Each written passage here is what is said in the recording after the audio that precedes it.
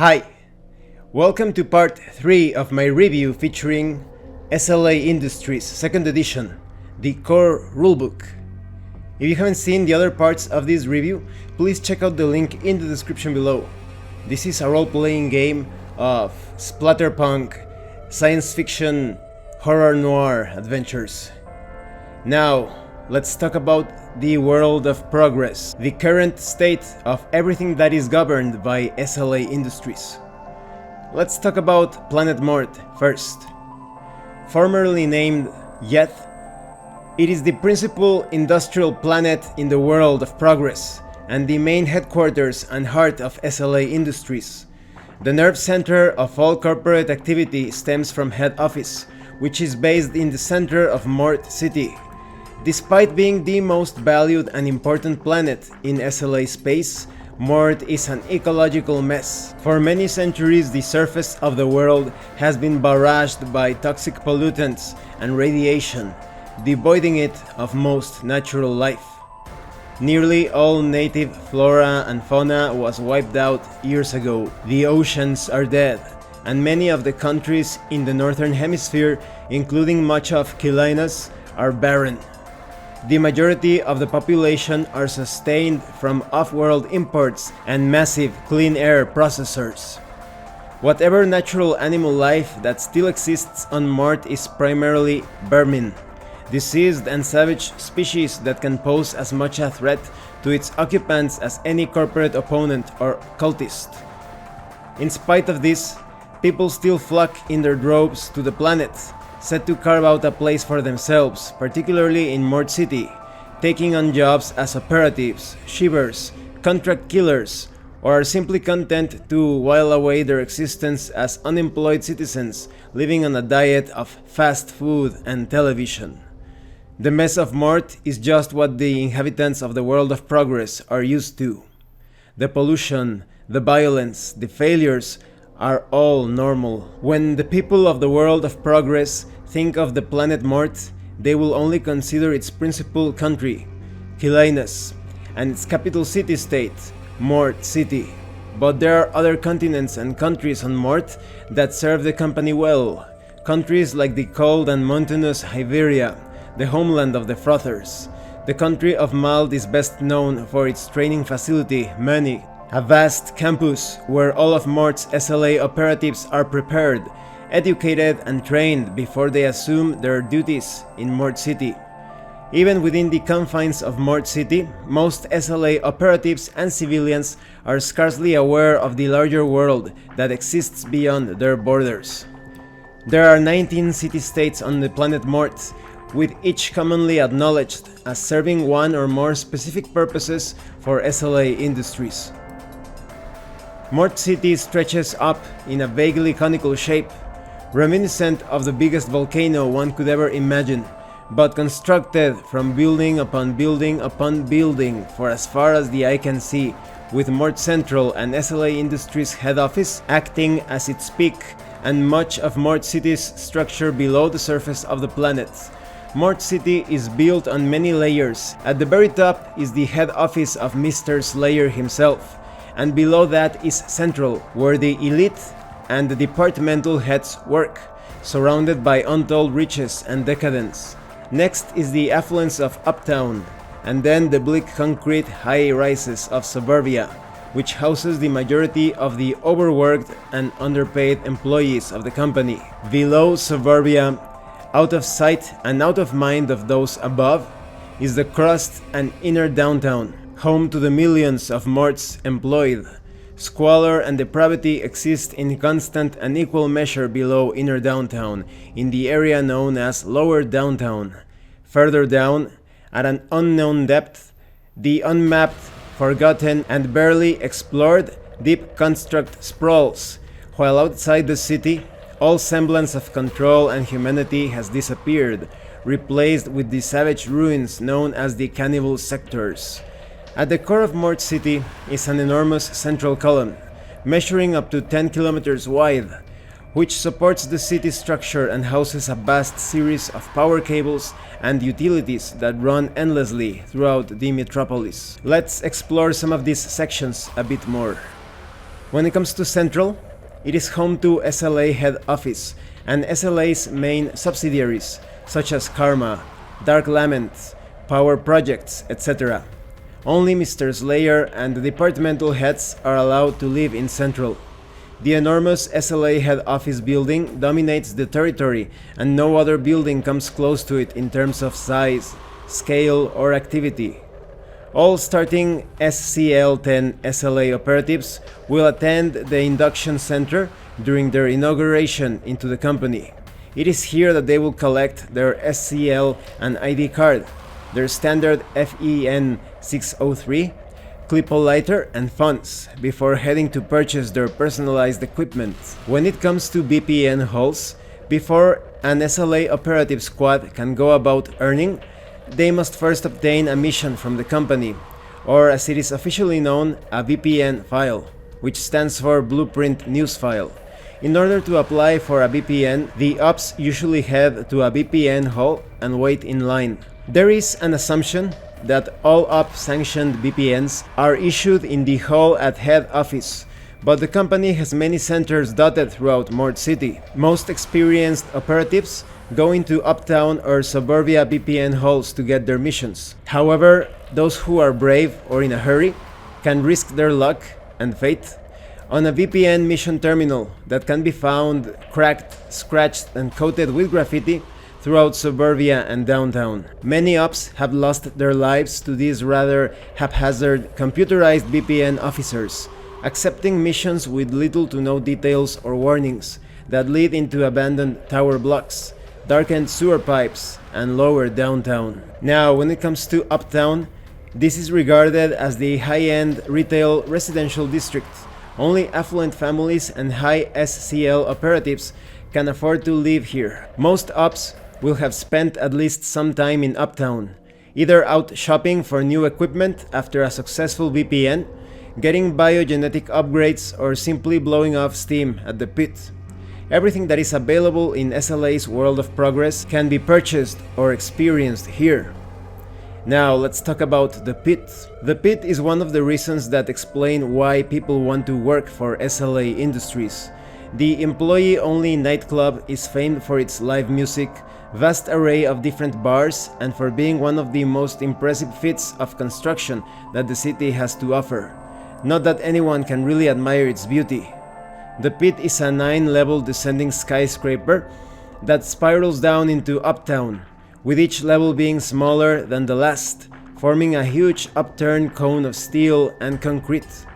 The pit is the hangout for operatives. For many years, the concept of drinking anywhere else was simply laughed at.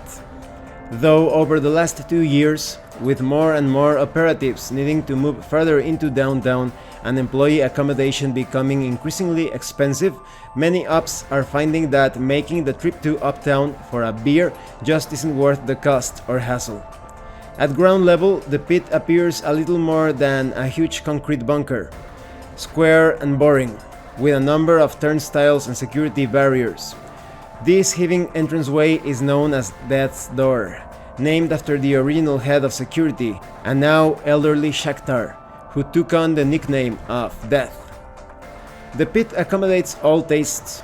Trendy corporates, gregarious frothers, and refined neophron can always find something to enjoy in Mort's premier nightclub. Most new musical styles first come to people's attention via the loud speakers in the pit. 8-0 is the up-and-coming genre sweeping of the World of Progress. Its bands and hit singles are uncommonly upbeat, and the fashion sense of the scene is bright and colorful, garagely so. Nobody quite seems to know how or where this sudden tonal shift in tastes came from, or the odd sensation the songs and fashion and patterns seem to stir in people. 8-0 is very popular in downtown, embraced by young people who need it to offset the soul-crushing bleakness and drudgery of their lives. 8-0 has had a polarizing effect among operatives. Fresh recruits straight out of many accept it as the new mode and view it as their generation's style, whilst some older operatives decry it, claiming that it has supplanted the Niner sound. There's also Shade O. It is an offshoot of 8-0, and it leans more towards heavier processed guitars and darker synths. The organization known as Moral Right have pushed for investigations into certain Shade O bands, whose lyrics they consider corruptive and in many instances downright subversive. Then we have High End. It is the music of the corporate sector. Self-affirmative songs which lean heavily towards masculine themes of winning, succeeding in business, and making lots of money. With high-end music comes high-end fashion and beliefs. Corporates in SLA are heavily influenced by expensive suits, accessories, grooming, and aftershaves and perfumes. Burb music, as its name suggests, is the sound of suburbia. It is a popular, albeit underground musical genre created by the teenage kids of SLA employees who have lived and worked dead-end jobs in the suburban sectors. Burb was at the height of its popularity during the 700s, but as Mort life becomes more troubled and maniac in the present day, Burb music has resurfaced in a pretty big way. Now, when it comes to Niner, it is the sound of 900 SD, hence the name. Similar to the more recent 8.0, Niner covers a wide array of musical styles, but is almost completely geared towards rock and metal, and clothing that favors black dyes, leather jackets, and biker boots. We also have Bashhead. It is a subset of Niner music and fashion. Bashhead is ear-shreddingly loud and intensely aggressive. Stormers and frothers have a particular love of Bashhead, and whenever songs from bands like Burst Appendix, Fusion Pig, and Stormer are up next in the pit, the dance floor immediately clears as combat ensues. When it comes to Spectral, it is music produced by and primarily for Ebonites, especially for Ebons. It is best described as haunting, ethereal electronica. Its music covers emotive themes, yet beneath a veneer of icy and austere sounds. The current favorite subcategory is Scandish Spectral, which is as chilly a sound as it gets. We also have Shakhtarian Folk. In its original form, pronounced I'm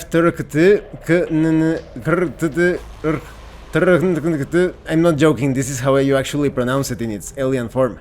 It is translated as music of our ancestors. It is an acquired taste. Shakhtarian folk vocals are composed of extended notes created deep in the throat, generating a sound unlike anything else in the world of progress. And this small sample of entertainment and music is just a glimpse of what you can find in Uptown. The cost of living in Uptown is high and continuing to rise steadily, but there is very little crime or subversion occurring in Uptown. When trouble does occur, it is usually just operatives getting too drunk. Now let's talk about suburbia. It is the last region entirely populated and protected by SLA Industries. The look of the area is defined by its somewhat drab and oppressive architecture. SLA racks countless employees and their families into these ugly concrete slabs, and most never leave them, except to go to work or to get drunk. Crime in suburbia is usually confined to local gang activities, civil disturbances, and very occasionally dark night acts of terrorism and soft company insurgency. There are factories throughout suburbia, but these are typically low pollution emitting facilities. They produce munitions, power cells for armor, and countless consumables. Suburbia is famed for its distinctive architecture, but not in any favorable light. The architects at head office clearly did not have the quality of life in mind when the plans were drawn to create vast but affordable housing sectors. Nearly all the accommodation in the suburbs is grey, hulking concrete tower blocks. They are dull, ugly-looking monoliths, built to last but showing their age and wear. The suicide rate and alcoholism is very high in suburbia as SLA employees struggle with work stress, long hours, and low pay. Then we have the perimeter wall. This zone divides suburbia from the downtown districts. The perimeter serves much the same purpose as the considerably larger and impressive Cannibal Sector wall, in that it was constructed to keep the undesirables out. Downtown civilians rarely, if ever, are granted access to within the perimeter walls and the customs and security checks there. Once you pass the perimeter wall on the verges of suburbia, you are leaving the safety and security of SLA Industries and descending into the chaos and violence of downtown. Then we have the Crust. This represents the top layer of the civilian sections. If you are in downtown and are able to see the sky and feel the rain on your face, you are on the Crust. Many have nicknamed the citizens living here rather mockingly as the upper crust, as it is a desirable location to inhabit, but it still comes with its own risks and hazards. The surface of the crust is an uneven plateau of high-rise apartments and factory rooftops which circle the perimeter wall that fences off suburbia and downtown below. The pollution levels are quite high on the crust, as it is open and exposed to the elements. When it comes to inner downtown, this is the most densely populated region in the whole of Mort City. Inner downtown is a vast network of civilian apartment blocks, subways, sewer tunnels, and shopping arcades. Most of the people living here are unemployed. They are at a constant risk of death and have never seen the sky or breathed air that wasn't filtered through a rusty air duct. The main staple of civilian life is television. It is the only chance of glimpsing a world beyond the confines of the individual's bleak, compact apartment building. There is little else to do, so most downtowners cash their weekly allowance from Social Security, quickly buy whatever amenities they can afford from a local store, and hurry home. Once inside their cramped, gloomy apartment, they will fall into a worn sofa and hit the remote. In an instant, their eyes are fed the glitz and glamour of everything SLA Industries has to offer. Special deals on cut-price toasters, fast food, fizzy sodas, and affordable firearms for home protection. Their thirst for violence is also quenched in the form of the contract circuit, wherein celebrity killers battle in gladiatorial arenas with chain axes and power rippers, shedding blood by the gallon for a sea of baying crowds.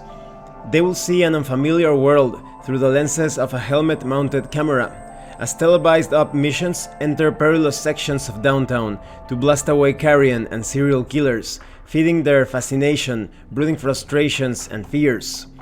All too often, the external dangers are on their doorstep, and at night they are awakened by something scratching at their front door, unseen and unknowable, and so the frightened civilian sets about reinforcing his door, saving to buy a better gun, but most of all, escaping deeper into a fantasy world that 20 straight hours of television has stirred in him.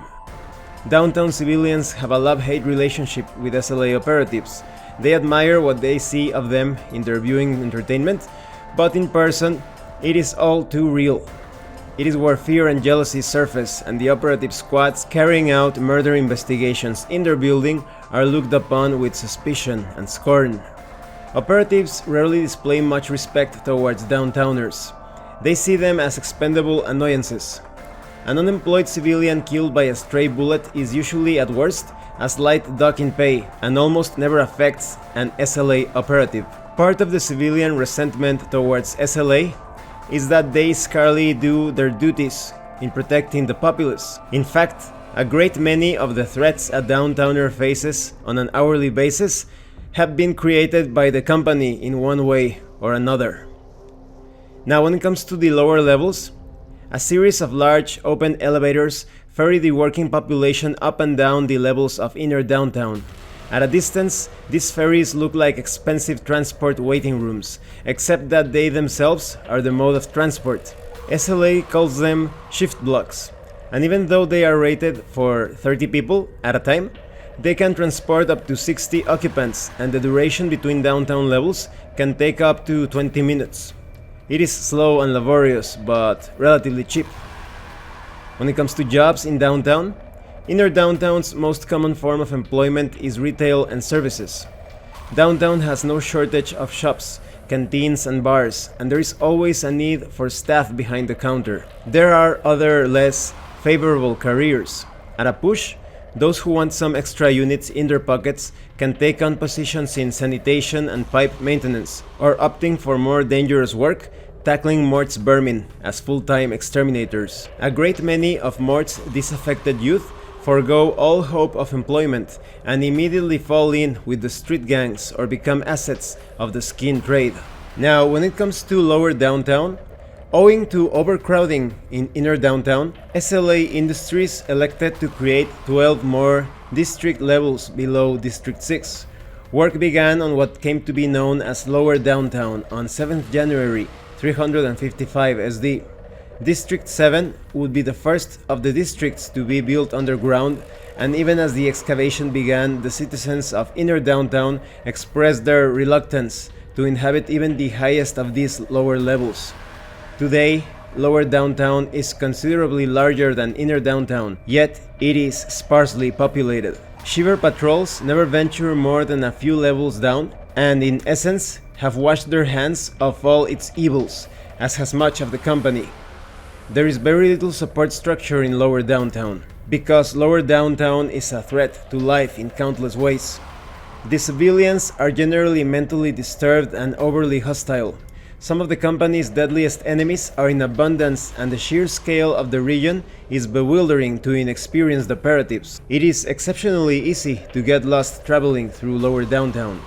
The NEVA maps for the districts are, by and large, out of date, and the SLA communication signals are unreliable or non-existent for large areas.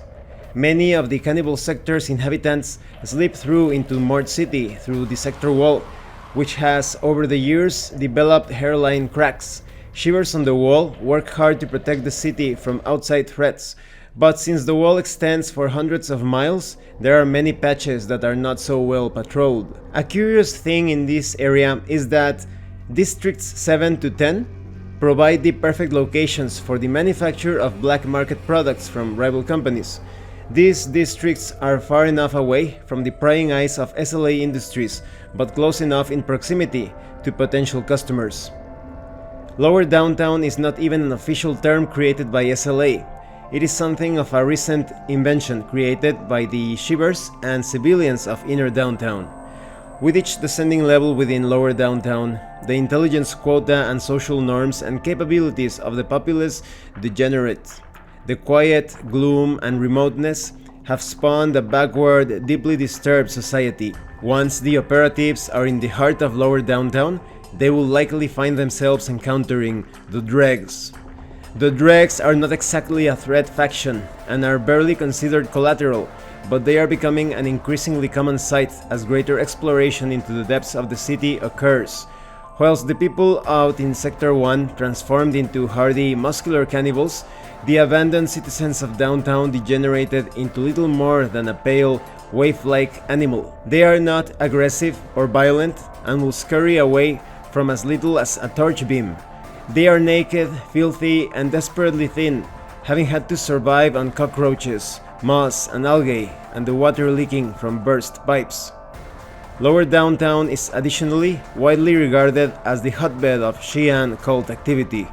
Most of the major covens are based here, away from the gaze of SLA Industries. It is in the depths that the cult can perform extremely complex rituals and sacrifice en masse. And considering all of this, of course, operatives hate VPNs based in Lower Downtown. It is a long journey down, there is minimal support, too many variables, and it's a challenge just getting out alive. When it comes to the cannibal sectors, in 300 SD, the best hope for more civilian population, Salvation Tower, sank into the ground, triggering a massive blackout across the central outskirts and rioting on such a catastrophic scale that the region never recovered. In the years that followed, the place that was once called Central Outskirts descended into further chaos. Food supplies were quickly exhausted, and the desperate people still trapped in the ruins began to feast on each other in order to survive. The advent of cannibalism in the outskirts heralded the end of civilization in the region, and the dawn of something much more savage and ruthless. There are 5 cannibal sectors surrounding Mort City, each populated with a varied cross-section of species and fauna. Sector 1 is the most diverse, with cannibals, carrion, scabs, dream entities, and manchins, all domiciled throughout its territories. Sector 2 is slightly larger than the first sector, but is predominantly ruled by carrion. To such an extent, it is often known as the carrion sector. Sector 3 is known for its ex-war criminals. Sector 4 is very polluted and overrun with cannibal tribes, while Sector 5, the smallest sector, is plagued with horrific mutants, derived from all of its denizen species. In modern times, the cannibal sectors are still considered the most hostile and neglected stretches of terrain on Mort. They are awash with cannibal clans, carrion packs, scabs, machines, and even dream entities. The list of horrors inhabiting these sectors is near unending. The cannibal sectors surrounding Mort City have now existed for more than 600 years, but SLA Industries wants them back. Since the advent of the Bellwood campaign, the primary zone, Sector 1, has gone through a massive transformation. Dotted throughout the various districts of CS1, the Shiver organization has fought for and held a series of forts known as bridgeheads. In the last couple of years, a perimeter line of small bridgeheads have been set up between bridgeheads Endeavor and Distant North, forming the edge of what is now called the Northwest Strip, which is closed in by nothing but a wire fence. Bridgeheads between this line and the sector wall were open to the public and have grown to homesteads, and then to townships, repurposing the old buildings of the Northwest Compact. Now let's talk about the sector wall. This is the barrier separating Cannibal Sectors 1 to 5 from inner downtown and Mort City. Its precursor was created initially as a cordon line to keep the citizens of central outskirts from the main city. Over time, that has morphed into an enormous cement and steel structure that protects Mort City from the Forsaken in the Cannibal Sectors. The sector wall has served Mort City well over the last 6 centuries, and whilst it cannot keep out small packs of carrion nor stop determined scab teams from slipping through, it has protected the city from large-scale assault many times during its existence. Shiver patrols are now frequent in the heart of the Northwest Compact, and numerous bridgehead forts have been established, meaning the wall is becoming invalid as a frontline defense. The wall runs for 352 kilometers and is 30 meters in height and roughly 20 meters thick at the base. Its ramparts are constantly patrolled by Shivers, and within the wall, administration and technical staff maintain, upkeep, and catalog reports of all activity taking place beyond the city border. Hole 2 is widely regarded as the main entrance and exit to Sector 1 and leads to the main supply route, Fothergill Lane, connecting the bridgeheads to the sector wall defenses and Mort City.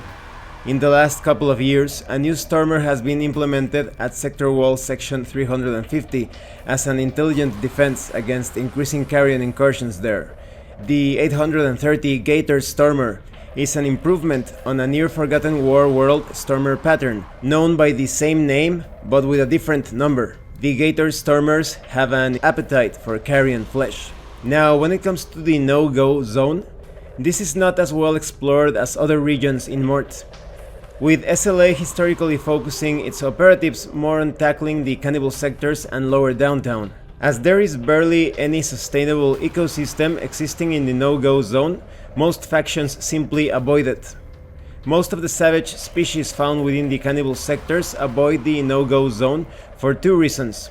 It is devoid of sustainable flora or fauna, and hence food, and it is also racked with some of the most extreme weather conditions seen on Mort. Hammering rain, vicious storms, toxic atmosphere, and deadly hail constantly beset the region, enough reason for cannibals and carrion to steer well clear. Of Mort's races, only the scabs have successfully ventured that far south, simply because there are so many industrial resources to be found in the No-Go Zone. The enemies of SLA who have successfully chosen to make their home in the No-Go Zone were not natives of Mort. Instead, they were conflict aliens. The first to arrive were the Mummics, who selected the irradiated tundras as their home and began converting them into maggot forests. But since then, several other species have arrived. Now let's talk about Deep Construct. Below these sparsely populated black tunnels of lower downtown, there are more street levels growing and solidifying. The existence of these phantom districts is linked directly to the darkest secrets of SLA Industries, secrets the company has strived to silence and contain for centuries. The Deep Construct is a new term used to describe the recently discovered region. Threat analysis finds the Deep Construct particularly alarming since it does not appear on any architecture map. It looks to be an extension of downtown, but an extension that was never built by SLA Industries. Given its position below the structure of Mord City and the countless threats and hazards that lie within it, it is fortunate that very few people have ever ventured into the deep construct. One thing that is confirmed and fully recognized by everyone and every organization is that there are no downtown civilians living there. All reports mention dream entities and unfamiliar fauna. It seems that Deep Construct is the province of the dream entities and their own skewed perspective and bewildering way of life. It is as yet uncertain exactly where Lower Downtown ends and the Deep Construct begins. Most who have ventured that far down claim to sense a change within themselves, which suggests a passing over the threshold from one plane to another. Ethermen believe that the Deep Construct is either one large dream entity, or more likely, a complex interconnection of basic dream entities, conjuring and fortifying their own depiction of downtown. If a visitor were to descend far enough into the Deep Construct, oxygen would be required, along with considerable mental fortitude. Until recently, Platinum VPNs issued directly by head office have always been missions to White Earth, but now Platinum could require exploration of the Deep Construct. SLA will not dispatch just anyone there. Only the most experienced and hardened of operatives will be sent into the construct. The results so far have been unfavorable and poor. And this concludes part 3 of my review featuring SLA Industries 2nd edition. As you can see within the setting, things are still quite bleak. Despite all of the different changes and conflicts, it's like nothing has been solved. The situation has been worsened. So let's see what is in store for the operatives as they live in this world of progress. In the next part, we are going to see more details concerning travel, transportation, and the many worlds and places within the world of progress. Well, thanks for watching this review. If you have any comments or questions, please let me know. And thank you so much to those of you that have been supporting the channel by sending the Right Through RPG gift certificates. If anyone else wants to further support the channel, the information on how to do that will be in the description below. Once again, thank you and see you later.